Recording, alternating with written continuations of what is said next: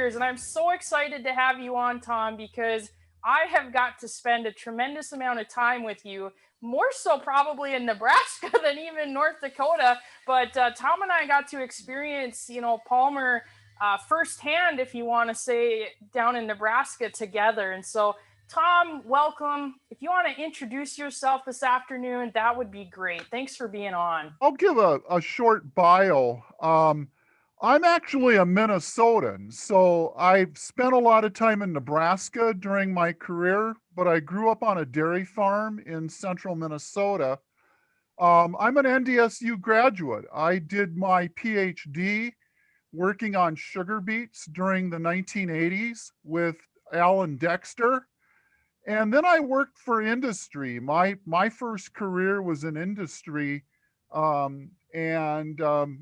worked on biotech crops. So I retired, and because of aging parents and aging in-laws, we came back up to this area, and I had to have something to do, so I joined the faculty at NDSU. So I've been here since 2014. You mentioned Palmer Amaranth. Um, I um, I I have an interest in strategy and seeing what's in the future. And unfortunately, we've learned with pigweeds that they are very capable of adapting to our environment. Certainly, water hemp has done that. But I'm fearful of the other pigweed, Palmer amaranth. So, Angie, we did some activities for a few years designed to create some awareness of Palmer amaranth. And I would say that that activity was tremendously successful. We have certainly created a lot of awareness with Palmer amaranth in North Dakota. Every time I get the opportunity to work with you and just listen to you speak, your message comes out so clear because your message is talking about this layer application. So a layering approach. And I really wanted to focus on that today because I think that's something, if I can understand, I think our growers are going to be just as excited to hear and learn a little bit about what you mean by layering your herbicide. So can Yeah. you talk about the most effective approaches with herbicides using this layered approach? And if you want to just share a little bit about this program. Well, I want to start by talking about biology. And when it all comes down to it, biology answers a lot of our questions, Angie. So there's two or three characteristics of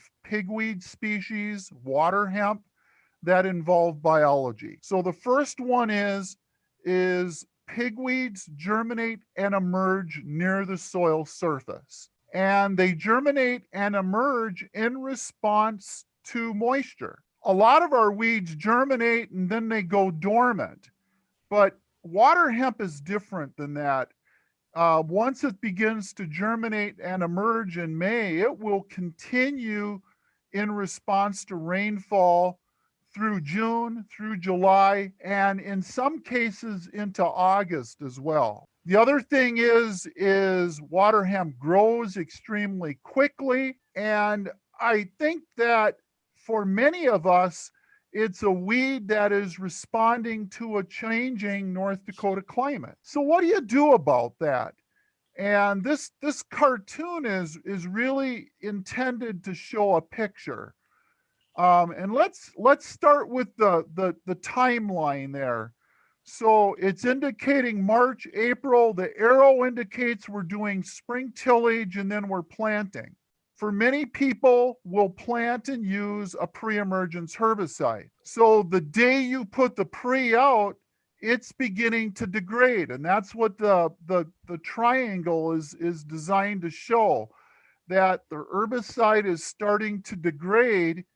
And so sometime in June, maybe towards the beginning of July, there's nothing left there. So we can overcome that. We can use a post-emergence herbicide, which is the diamond. But water hemp's going to continue to germinate and emerge. And we have an especially vulnerable period of time in July before we can realize the benefit of our canopy, like Abby was saying.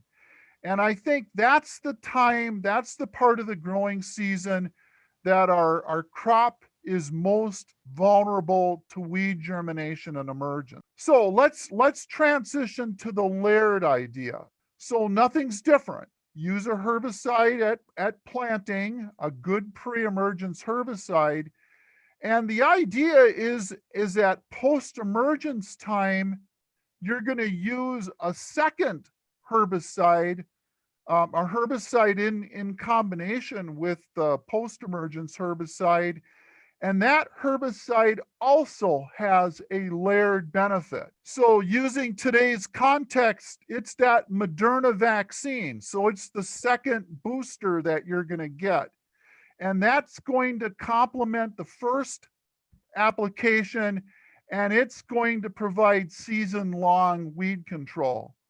So there'll be enough herbicide to prevent germination and emergence of water hemp until your canopy provides the protection in July and August. So our idea of layering is to use 2 soil applied herbicides, one at planting and one when you're making a post-emergence application during the season. Something else that is really important is that we need to set some expectations, right? So what are the thresholds for something like water hemp control that we should expect? 90%, 95%, or greater than 95?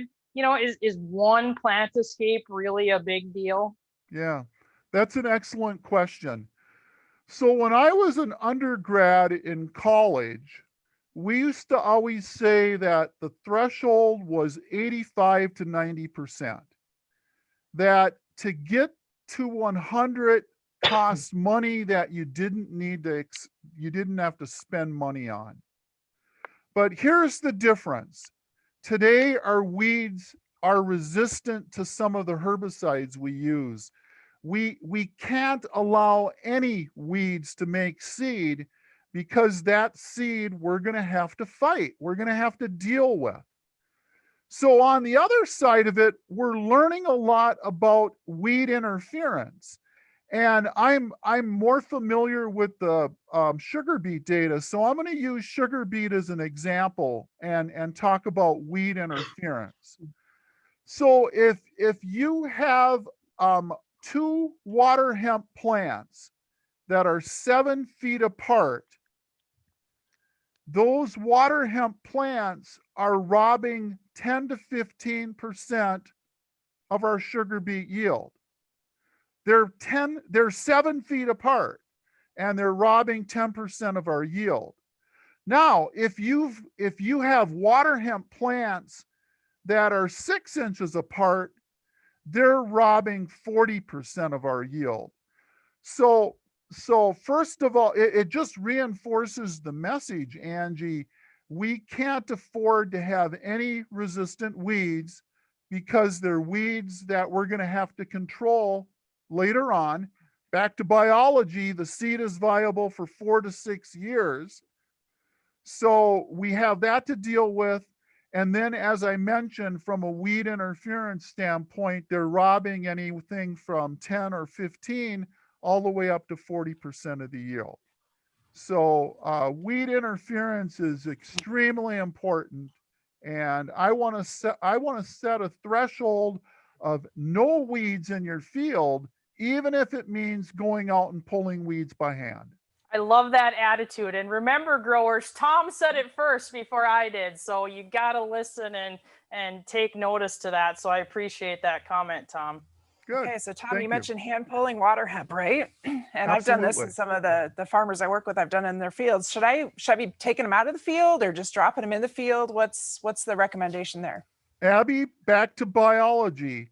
Water hemp seed is viable 14 days after it flowers. 14 days, you have 2 weeks. So, and we don't necessarily know when it flowers, right? So if you're in a field with flowering water hemp, my strongest recommendation is to carry it out of the field. So put it in a bag, carry it out of the field, and burn it. If you go through the hard work of pulling it, drop it in the field, there's a 50% chance that it's going to make seed while it's laying on the ground. So so common ragweed's different, but in the case of water hemp, because it makes seeds so quickly after flowering, you have to carry them out of the field. I'm sorry. I can tell you this, Tom, that that one of the farmers I worked with in Virginia, they had a palmer problem in their fields already. And he was telling me recently that they stop that tractor every single time he sees a weed. They pull it, they bag it, and then they burn it every night. So pulling it out, getting it out of the field. I was at one of our meetings, one of our producers' wives was saying, we're on our way to church, and Kurt pulls over because, there's something wrong. And I'm looking around, the car's working, what's going on? Well, he takes off and he sees a water hemp in the field with his Sunday suit on because he saw it in the field. So. Good for him. Talk about being proactive and getting it done right as you see it. I like that. So Angie, I have one more message I want to say. Sure. I joined in and you were talking about cover crops. We're really struggling with controlling weeds with herbicides. And I too am interested in cover crops because I think cover crops are going to help suppress weeds. So I'm on board on that.